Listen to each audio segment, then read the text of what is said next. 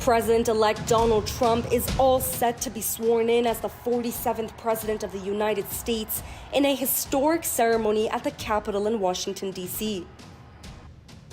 The event will feature a star-studded lineup including celebrities, foreign dignitaries, and tech titans, marking the beginning of Trump's second term in office. So, what can we expect from this momentous event? For one, Mother Nature is throwing a curveball. The ceremony will now take place indoors due to a bone-chilling cold front sweeping through the Capitol. Instead of the usual outdoor setting, the president's inaugural address, along with other key speeches, will be delivered from the iconic rotunda of the U.S. Capitol. The inaugural parade will be held indoors at Washington's Capital One Arena.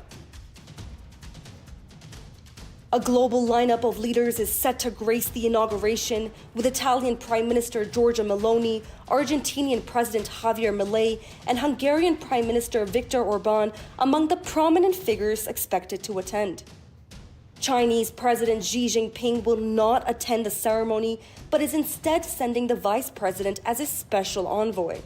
India will be represented by External Affairs Minister S.J. Shankar, while Japan's Foreign Minister Takeshi Iwaya has also confirmed his participation. All living former U.S. presidents will be present with their spouses, continuing a long-standing tradition. However, former First Lady Michelle Obama has chosen to skip the event, offering no explanation for her absence. Both female candidates who lost the race to the White House to Donald Trump, Hillary Clinton in 2016 and Kamala Harris last November, will be present. Some of the world's most influential business figures will be attending. Tesla CEO and staunch Trump supporter Elon Musk, Amazon CEO Jeff Bezos, and Meta CEO Mark Zuckerberg are expected to be seated together. TikTok CEO Xiaozi Chu will join the high-profile guest list just as a nationwide TikTok ban takes effect. He's likely to sit alongside the tech mogul trio. Google CEO Sundar Pichai will also be making his way to the Capitol for the occasion. The ceremony will feature a lineup of iconic musical performances. Opera singer Christopher Machio will perform the national anthem. Country legend Lee Greenwood will bring the spirit of patriotism alive with God Bless the USA, and Carrie Underwood will sing America the Beautiful. With protests expected, thousands of federal agents, police, and other law enforcement will be on hand. President-elect Trump's inauguration is set to be a defining moment. As the world watches, the ceremony marks the start of a second term for Trump, setting the stage for what's to come in American politics. Samia Afsar, NDTV World. And Donald Trump is holding a victory rally. What he says during that event at the 20,000-seater arena could offer an insight into his plans for his first day in office. Kate Fisher reports from Washington.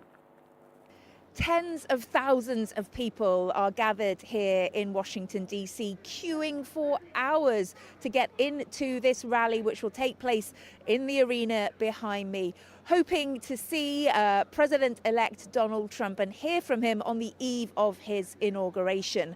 Many of them have traveled for miles from all across the country, California, Wyoming, Boston. I've even spoken to someone who's driven for 9 hours from Canada.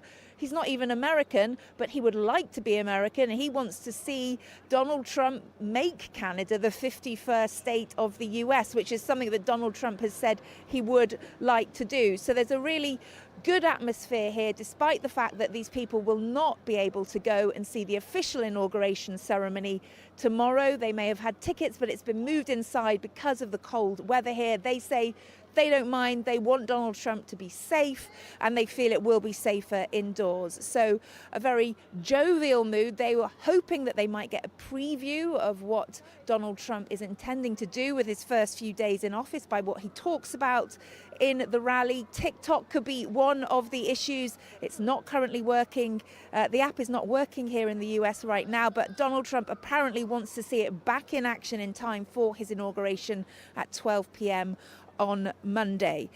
Also, perhaps mention of what's happening in Gaza. The ceasefire has begun. Of course, Donald Trump's team integral in making that happen.